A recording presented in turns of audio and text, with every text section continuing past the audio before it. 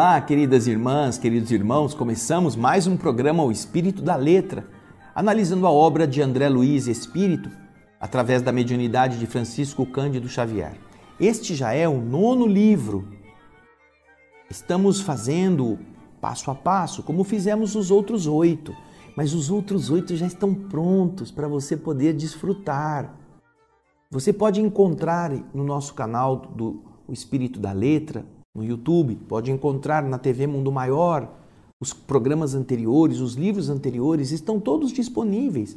Você vai até lá e participa desse verdadeiro banho, dessa festa de conhecimento que André Luiz, através de Chico Xavier, nos oferece. E é alguma coisa renovadora, alguma coisa que liberta o espírito das amarras da ignorância, das tolices da crendice, da maneira superficial com que nos relacionamos com Deus. Ao contrário, nos dá uma responsabilidade e uma alegria por sabermos que há um governo sobre todos nós. Um governo justo, um governo amoroso, um governo nobre. E que tudo aquilo que pareça ruim tem uma causa. E que esta causa não é o do governo, é a nossa responsabilidade. E estamos vendo isso neste capítulo, o capítulo 7º, que já na primeira parte nos mostrou as palavras do instrutor Sânzio a respeito do karma, a respeito do bem e do mal. Que noções maravilhosas que de verdade nós poderemos extrair das palavras do ministro Sânzio. Agora, nós vamos dar continuidade. Continua ainda a palestra entre o ministro Sânzio, André Luiz e Hilário, que vão fazer perguntas sobre diversos temas. Pega o seu livro, uma folha de papel, um lápis, uma caneta, vai anotando. Porque se lá, karma, bem e mal, nós já pudemos anotar no cantinho da página, ó, aqui é a parte de karma, aqui é a parte do conceito de bem e de mal.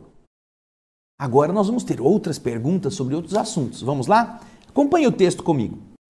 Houve então uma pequena pausa, depois que o ministro explicou sobre o esforço de Jesus, mostrando o que é o bem e o que é o mal, mostrando o sacrifício do bem em favor de todos os outros.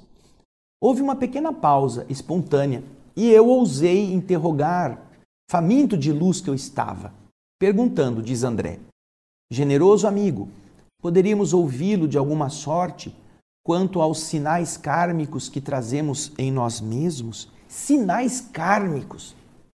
Olha só que interessante. Sinais kármicos. Por exemplo, nasce uma criança sem um determinado órgão. Temos no nosso corpo alguma formação estranha, alguma mancha, alguma deficiência, uma perna mais curta do que a outra. Temos alguma doença mais visível, alguma deficiência, um aleijume.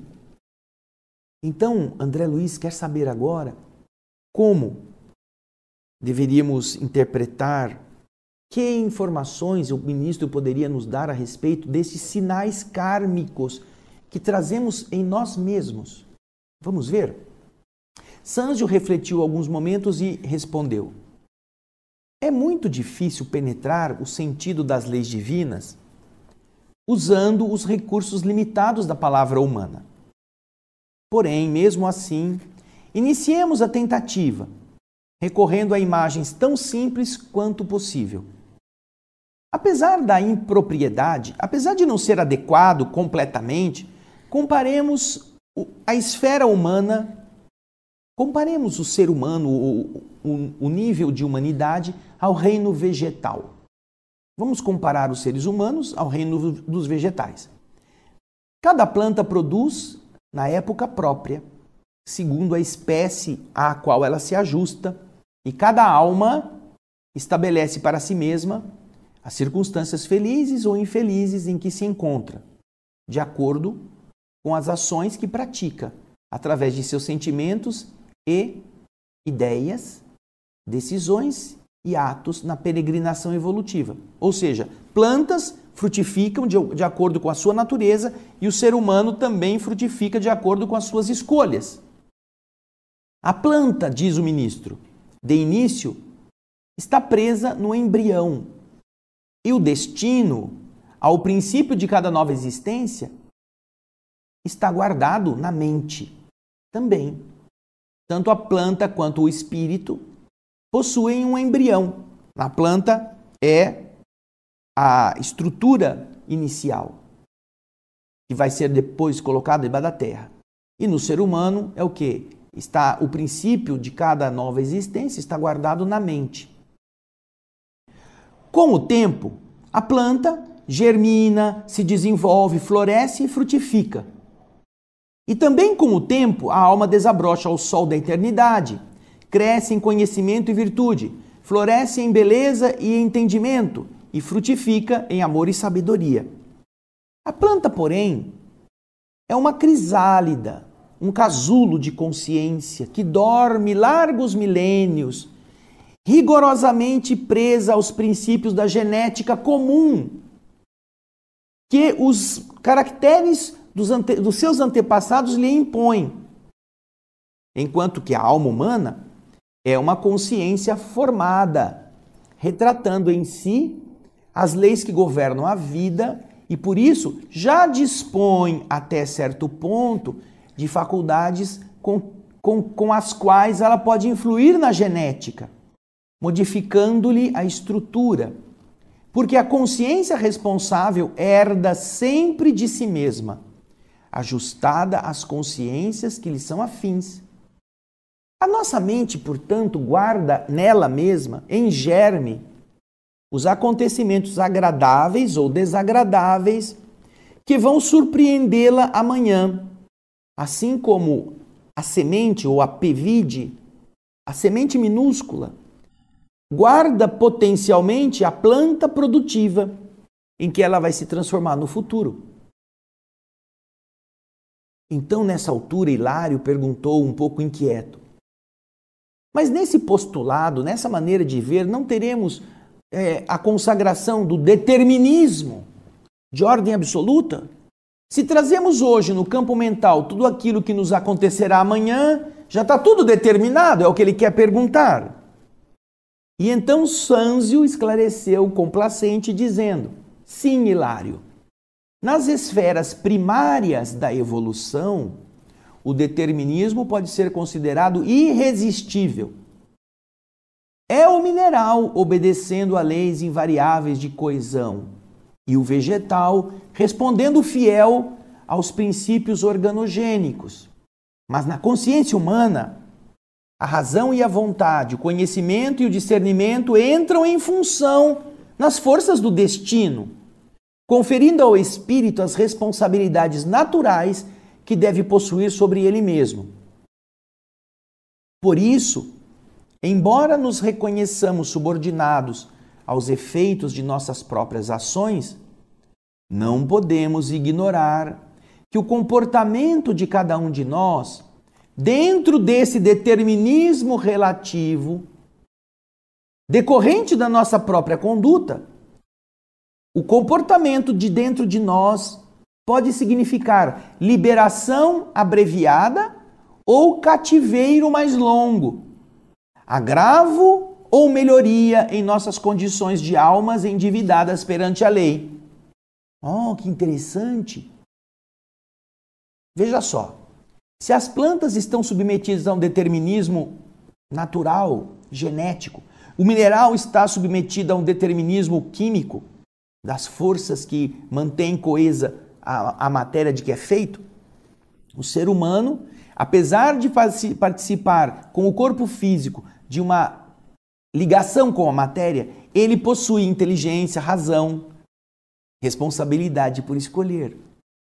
Então, no caso do ser humano, além de ele estar submetido em alguma medida ao determinismo biológico daqueles que o geraram fisicamente, ele possui condições de escolher, de mudar, abreviar ou alargar o sofrimento.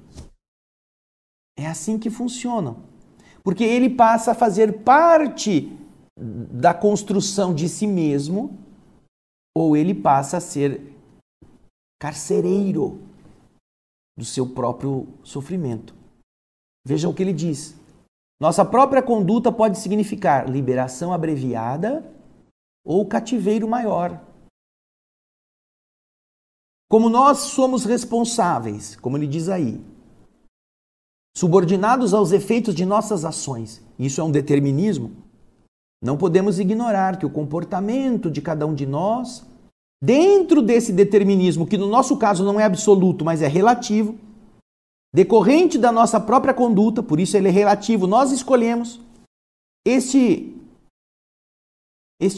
determinismo, esses efeitos, eles podem significar liberação abreviada ou cativeiro maior. Uma piora ou uma melhora em nossa condição de alma endividada perante a lei. Aí o André, ouvindo tudo isso, ele pergunta, mas ainda mesmo nas piores posições expiatórias, a consciência goza dos direitos inerentes ao livre-arbítrio? Mesmo que o espírito seja muito embrutecido, que seja daquelas coisas feias, nas piores condições em que ele está sofrendo terrivelmente, ele ainda tem consciência dos direitos próprios ao seu livre-arbítrio? E o ministro então responde, como não? Imaginemos um delinquente monstruoso preso numa penitenciária. Acusado de vários crimes, permanece privado de toda e qualquer liberdade na prisão, na enxovia em que ele se encontra, como todos os outros. Ainda assim, na hipótese de aproveitar o tempo no cárcere para servir espontaneamente à ordem e ao bem-estar das autoridades e dos companheiros, acatando com humildade e respeito as disposições da lei que o corrige, atitude essa que resulta de seu livre-arbítrio para ajudar ou desajudar a si mesmo, a breve tempo, esse prisioneiro começa por atrair a simpatia daqueles que o cercam, avançando com segurança para a recuperação de si mesmo. Veja só, mesmo no presídio, um malfeitor pode escolher como ele vai cumprir a pena, que atitudes ele vai ter. Não está submetido a ser mal porque ele, como mal, merece estar preso. Ele pode escolher outra coisa. A nossa doença muitas vezes é o nosso cárcere, uma limitação orgânica. Como é que nós vamos reagir a isto? Como um presidiário rebelde? Chutando todo mundo, xingando as pessoas? Ou vamos aprender a ser dóceis, a agradecer a companhia daqueles que cuidam de nós, a ajudarmos-nos a não pesarmos naqueles que estão nos amparando? Como que nós vamos agir desta forma? Todas estas são indagações que nós devemos fazer a nós mesmos. Como estaremos atuando naquela situação difícil é decisão do nosso livre-arbítrio. E quando nós agimos de acordo com a lei do universo, aprendendo a lição e sendo bons alunos, nós conquistaremos a simpatia daqueles que estão nos educando, daqueles que estão analisando nossa reação. Mas se nós nos colocamos bravos, rigorosos, agressivos, nós precisaremos sofrer mais tempo. Eu sempre costumo dizer que não é o tamanho do cachorro que dá o tamanho da coleira. O que dá o tamanho da coleira, da sua rigidez, é justamente a violência do cão. Porque existem cachorros grandes que são dulcíssimos, não precisam ser presos. Ou uma pequena coleira é capaz, porque ele é obediente. Você pode andar com ele, ele não ataca ninguém. Mas existem uns cachorrinhos demônio, que aqueles pivetinhos que acham que são dono do mundo, que se você não puxar ele firme, ele sai mordendo todo mundo. E esse precisa estar preso na coleira.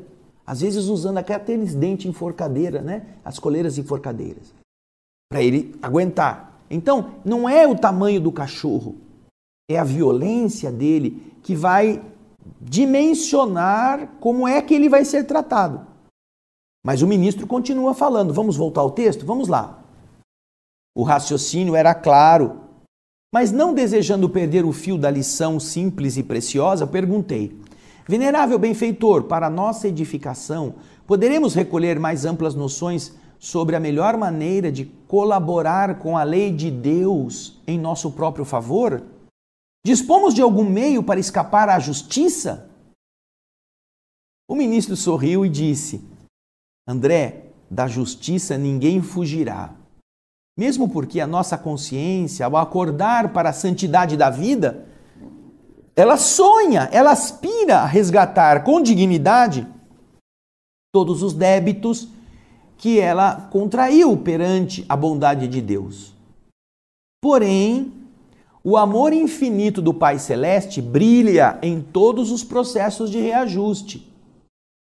Assim é que se nós claudicamos, se nós tropeçamos, se nós erramos nessa ou naquela experiência indispensável para conquistar a luz que o Supremo Senhor nos reserva, se nós fizermos isso, é necessário que nos adaptemos à justa recapitulação. Precisaremos passar pela repetir aquilo, essas experiências frustradas, utilizando os patrimônios do tempo. Vamos então pegar uma figura, vamos fazer a ideia aqui. Um homem acovardado diante da luta, que realiza o suicídio aos 40 anos de idade, no corpo de carne. Esse homem penetra no mundo espiritual sofrendo as consequências imediatas do gesto infeliz, gastando o tempo mais ou menos longo, segundo as atenuantes e agravantes da sua deserção, para recompor as células do veículo perispiritual, do corpo que ele possui do lado de lá, que também fica lesado.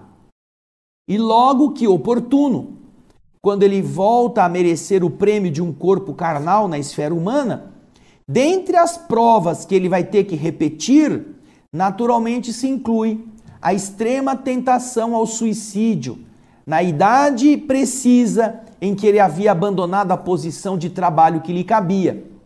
Porque as imagens destrutivas que ele arquivou na sua mente vão se desdobrar, vão surgir diante dele através do fenômeno a que podemos chamar circunstâncias reflexas. Elas se refletem na sua mente, dando oportunidade aos profundos desequilíbrios emocionais que vão colocá-lo, logicamente, em contato com as forças desequilibradas que estão ajustadas ao modo temporário que ele é, ao ser que ele é. Ele já fez isso. Ele vai passar pelo mesmo teste, geralmente na mesma idade em que ele falhou. Se esse homem não houver acumulado, juntado, reunido recursos educativos, se ele não tiver aprendido com o sofrimento, se arrependido profundamente e com isso renovando em si mesmo, a ele próprio, pela prática da fraternidade, do estudo, de modo a superar a crise inevitável, muito dificilmente ele escapará ao suicídio de novo, porque as tentações, não obstante reforçadas por fora de nós, começam em nós e alimentam-se de nós mesmos. Olha que coisa interessante. Nós temos o sonho do José do Egito, sabe aquele José que era filho do velho e que foi vendido pelos irmãos? E o faraó tem um sonho que ninguém sabia interpretar.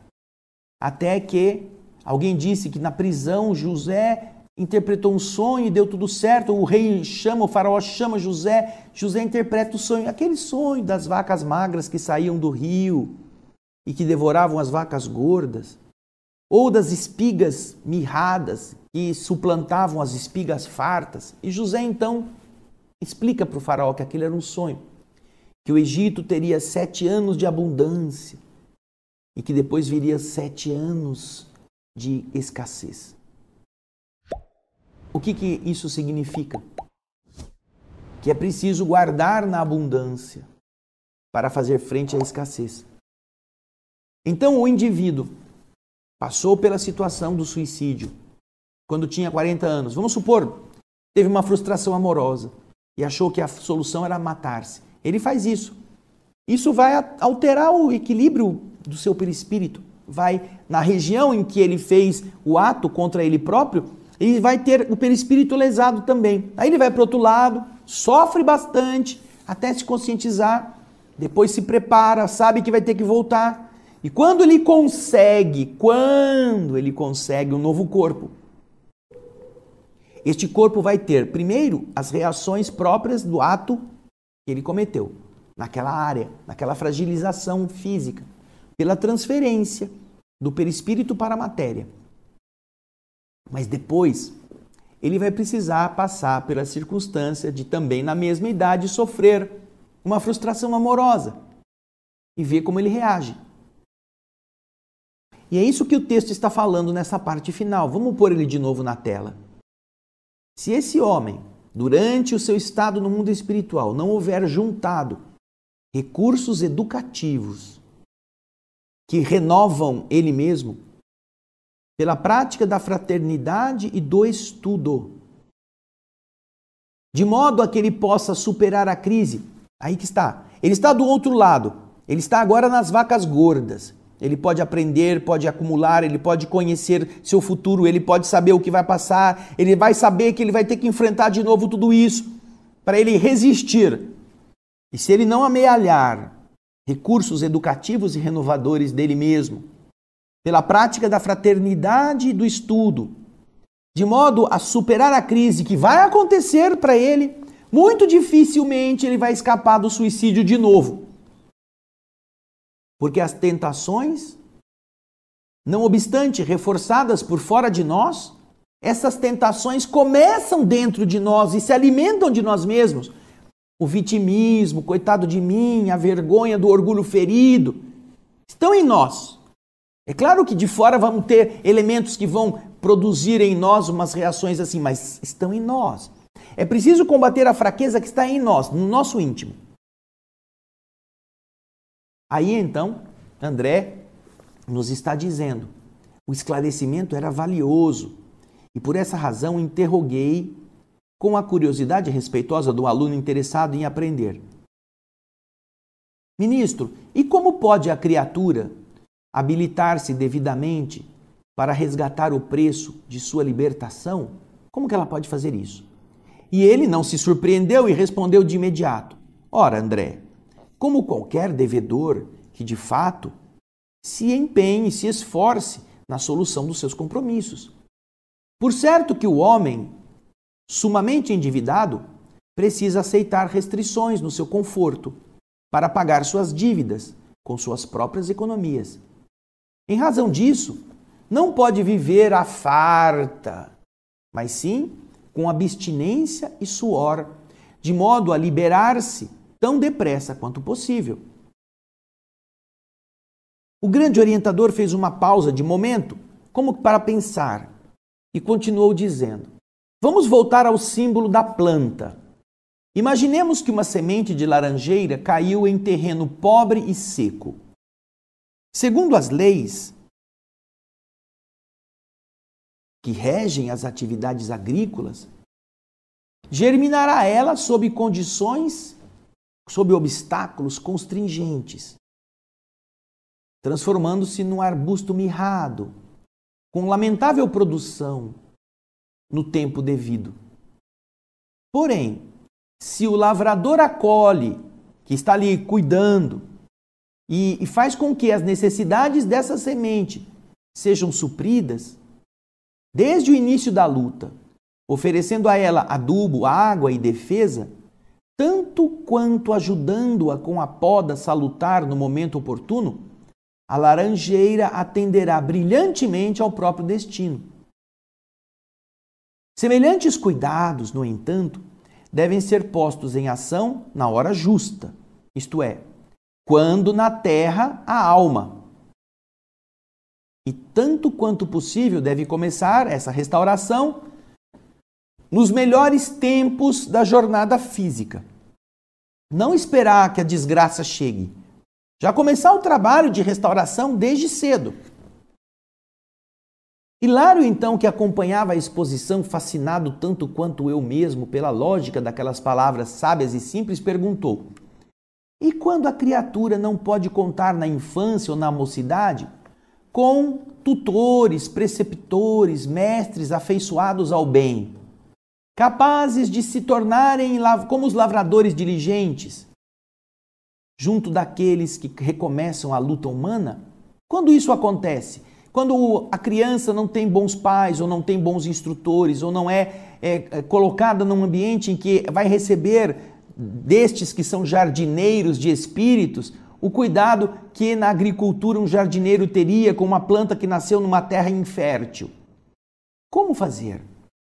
O ministro então ouviu e respondeu: sem dúvida, Hilário, a meninice e a juventude são as épocas mais adequadas à construção da fortaleza moral com que a alma encarnada deve construir, deve tecer gradativamente a coroa da vitória que lhe cabe atingir. Entretanto, é imperioso, é imprescindível entender que no espírito consciente, a própria vontade simboliza o lavrador a que nos reportamos, e o adubo, a irrigação e a poda constituem o serviço incessante a que ele deve se consagrar. Nessa vontade, na recomposição do próprio destino. Em vista disso, todo minuto da vida é importante para renovar e redimir, aprimorar e purificar. Compreendamos que a tempestade, como símbolo de crise, vai surgir para todos em determinado momento. Contudo, quem puder dispor de abrigo certo, vai suportar-lhe os perigos com desassombro e valor.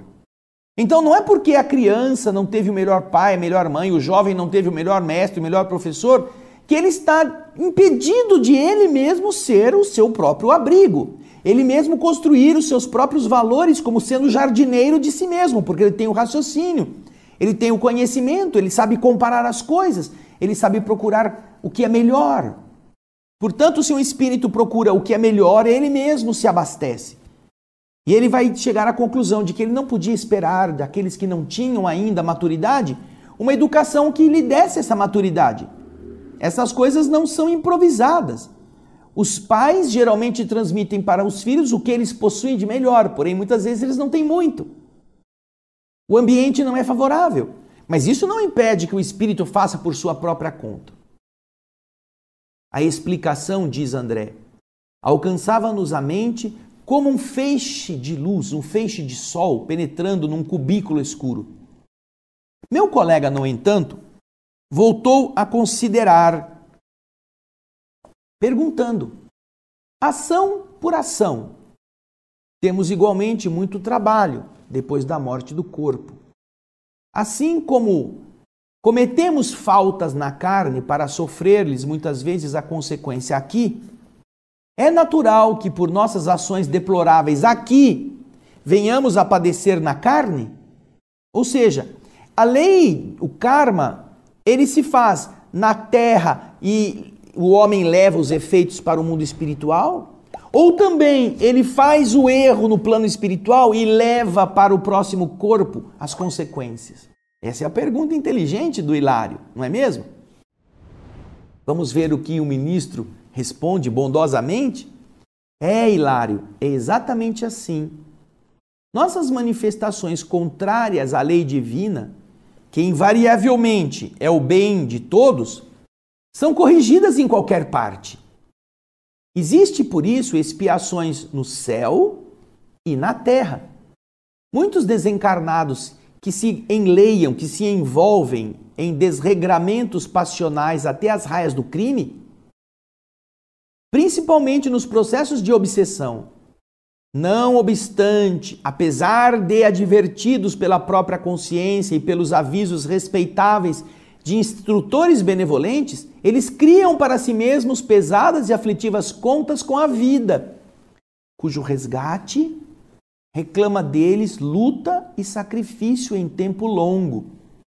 Aliás, com referência a esse assunto, é justo lembrar que o nosso esforço de auto-reajustamento na vida espiritual, antes da reencarnação, na maioria das circunstâncias, nos ameniza a posição, diminui os problemas, garantindo-nos uma infância e uma juventude cheias de esperança e tranquilidade, para que nós possamos recapitular aquilo que na madureza vai ser preciso fazer. Essas recapitulações da idade mais velha.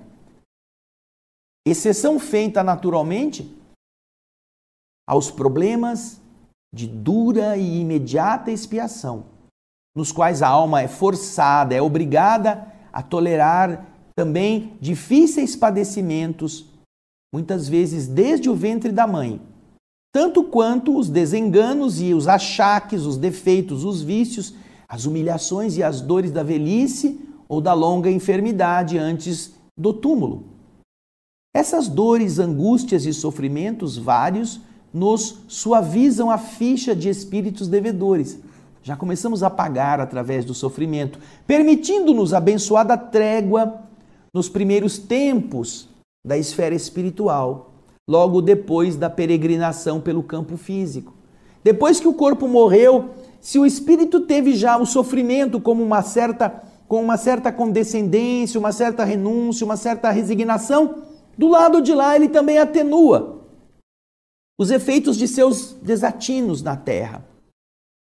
A maioria das pessoas encarnadas no mundo, ao atingirem a idade adulta, a idade provecta, avançada, a velhice, habitualmente, costumeiramente, elas se entregam nas últimas fases da existência à ponderação, à meditação, à serenidade e à doçura.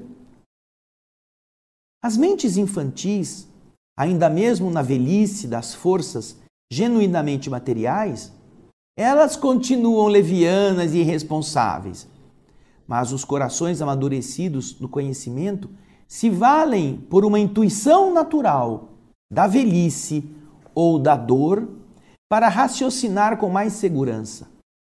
Seja consagrando-se à fé nos templos religiosos, com essa atitude asseguram para si próprios mais amplo equilíbrio íntimo, seja devotando-se à caridade, com essa atitude, ele esbate, ele releva na memória as recordações menos desejáveis, preparando assim, com louvável acerto e admirável sabedoria, a irrevogável passagem para a vida maior. É a maneira de ele compensar um pouco as bobagens que fez nos erros cometidos em idades mais jovens. Aí André diz o seguinte: concluí, pelo olhar de Druso, que a nossa entrevista estava prestes a terminar.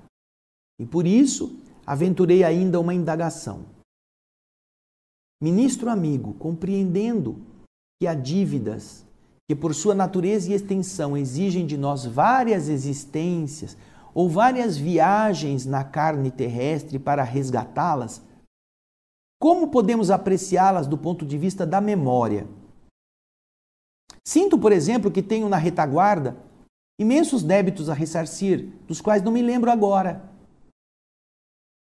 E então, ele explicou: André, isso mesmo, a medida é de tempo a questão. À medida que nos demoramos aqui na organização perispiritual, cumprindo fielmente nossas obrigações para com a lei, mais vai se nos dilatando o poder da memória. Avançando em lucidez, abarcamos mais amplos domínios da memória.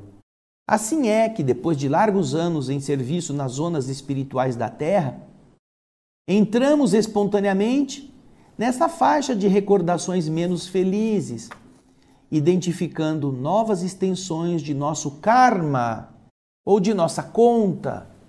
E embora sejamos reconhecidos a benevolência dos instrutores e dos amigos que nos perdoam o passado menos digno, jamais nós condescendemos com as nossas próprias fraquezas. E por isso, nos vemos obrigados por nós mesmos a solicitar das autoridades superiores novas reencarnações difíceis e proveitosas, que nos reeduquem ou nos aproximem da redenção necessária. Compreenderam? Pergunta ele. E André diz, sim, havíamos entendido. Sanzio olhou para o diretor da casa, como a dizer-lhe que o horário se esgotara. E Druso lembrou com gentileza que não devíamos reter um instrutor atencioso e complacente. Agradecemos com humildade as lições recebidas, enquanto o ministro voltava à câmara brilhante, onde a neblina móvel passou de novo a se adensar, apagando-lhe a figura venerável aos nossos olhos. Em breves minutos, o ambiente retomou os característicos que lhe eram habituais e a palavra comovedora de Druso em prece encerrou a inovidável reunião. Quanto ensinamento, não é verdade? Quanta coisa linda! Quantos conceitos, quantas noções sábias para que nós saibamos enfrentar todo o processo de reconstrução de nós mesmos. Se nós estamos num planeta como a Terra, de prova e expiação, isso significa que nós temos coisas erradas, fizemos coisas feias, que a ignorância nos induz, porque o egoísmo, que são os impulsos primitivos do nosso espírito, nos levam a fazer. Querendo o melhor, mas o melhor para nós, querendo passar a perna nos outros para que nós tenhamos mais realce, mais vantagem. Porém, vamos descobrindo que isso é errado, que não podemos brilhar apagando as pessoas, que na verdade a lei do universo quer que todos brilhem. E então, voltando à história lá do menino abandonado na sarjeta, que o dono do campo de futebol, o dono do time de futebol chama para que ele possa se desenvolver, ao invés de ele ser o indivíduo que agora joga bem e agora fica famoso e agora começa a exigir coisas do dono do time, começa a exigir privilégio, eu quero um vestiário só para mim, quero um armário com meu nome, eu quero ter facilidade, eu quero ter mais vantagem, quero ganhar mais no seu time porque você está ficando rico às minhas custas. Esse rapaz, que agora é um bom jogador, porque alguém confiou nele, ele sai e vai buscar outros que estavam na sarjeta. Vem para cá, você também vai jogar bem, eu te ajudo, eu te ensino o que eu sei, eu treino você. Eu ajudo o dono que fez tudo isso por mim a que você também seja um bom jogador. E nós teremos o melhor time. É muito bonito isto. O mais produtivo agricultor americano de milho ganhou o prêmio de produtividade americano vários anos seguidos. E um dia fizeram uma entrevista com ele, perguntando a ele como é que ele tinha tanta produtividade. A fazenda dele era cercada por fazendas que produziam a mesma coisa que ele, e os outros não conseguiam produzir tanto quanto ele. Então foi um repórter perguntar-lhe o que ele fazia, qual era o segredo. E ele disse qual era o segredo. Veja só, eu pego as melhores sementes que eu tenho e eu espalho para os meus vizinhos. Eu dou as sementes boas para eles. Mas é verdade? Como é que o senhor faz isso? Eles são seus concorrentes. Ele diz, olha, se você entender como funciona a natureza, você vai perceber que as plantas, elas são fecundadas pelo pólen, seja trazido pelo vento, seja trazido pelos insetos. Portanto, se eu espalhar as minhas boas sementes para meus vizinhos, quando o pólen, os insetos que foram lá nas plantas deles vierem pulverizar ou vierem fecundar as minhas plantas, eles trarão na sua essência um gene muito bom e as minhas plantas irão melhorar nas mutações para que elas possam ser ainda melhores. Mas se eu espalhar só semente ruim, quando eles florescerem nos seus pés, o vento vai trazer um gene ruim. Os insetos vão trazer no seu corpo também o pólen ruim e eles vão piorar o meu milho. É assim que funciona a natureza. E é assim que o ministro Sanzio nos está explicando. Todos nós vamos ter que corrigir os nossos erros, mesmo que as nossas vítimas nos perdoem. Mesmo que elas relevem o nosso ato negativo. Nós não esquecemos. Nós não nos desculparemos. nós não seremos condescendentes conosco mesmo. Então, é bom que mesmo que você não saiba qual foi o seu erro, mesmo que você não saiba o que você fez de ruim, é bom que você passe a viver como alguém que está fazendo tudo o que pode, em todas as áreas. Não só na família, não só no trabalho, não só no lazer, não só na vida de cidadão. Faça o bem sempre, faça o bem em tudo que você puder, porque essa é a lei de fazer os outros felizes. Ajude. Nunca perca uma oportunidade. Você não sabe. Se aquilo era realmente o que você tinha que fazer, você está cumprindo, está reparando o mal que fez. E se aquilo não era a coisa que era a sua dívida, você está mostrando que já compreende o universo, está sendo um bom soldadinho, está sendo um bom ajudante do Criador, você é confiável. Porque você não é bom só quando você foi mal, você é bom sempre. Você faz o bem sempre, você esquece de si sempre. E vai ser feliz e fazendo a felicidade dos outros. Espalhe o seu pólen bom para todos os que estão à sua volta. Porque tudo que vier deles vai tornar você melhor. Que coisa maravilhosa é a natureza e a lei do universo, não é mesmo? Então, nós estamos tentando fazer com que você pense, porque isso tem a ver com nossa conduta. Este livro é para cada um de nós. Nós todos estamos inseridos nesse contexto. E eu espero que você possa espalhar este pólen para outras pessoas, para que elas também pensem a esse respeito. Na próxima semana, nós vamos para o capítulo 8º. O título é Preparando o Retorno. Poxa, alguém vai renascer? Vamos ver como se prepara isso? Será que é isso? Você pode já começar a saber. Não fique esperando eu ler para você, não. Vai lá e vai lendo.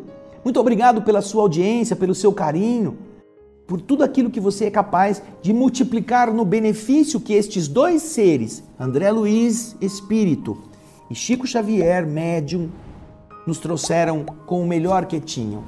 E assim o mundo melhora, você faz a sua parte, você é o agricultor que espalha o adubo, a água, protege a planta, faz outros crescerem. E eu espero você então no nosso próximo Espírito da Letra. Muito obrigado pelo seu carinho, pelos seus e-mails, pelos seus compartilhamentos. Até o nosso próximo programa e muita paz.